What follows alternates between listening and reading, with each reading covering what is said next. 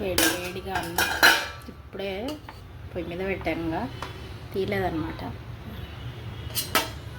వేడి వేడిగా అన్నం, దీనిలో పప్పు చాలా బాగుంటుందండి. ఇట్లాగా సూపర్గా ఉంటుంది అన్నమాట.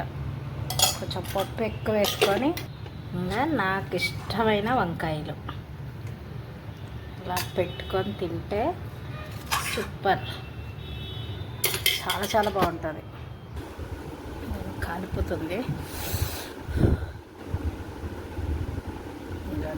ఇది పెట్టుకొని ఇలాగా ఒక్కొక్క ముద్దకు తింటే సూపర్గా ఉంటుంది అండి. కాలిపోతుంది.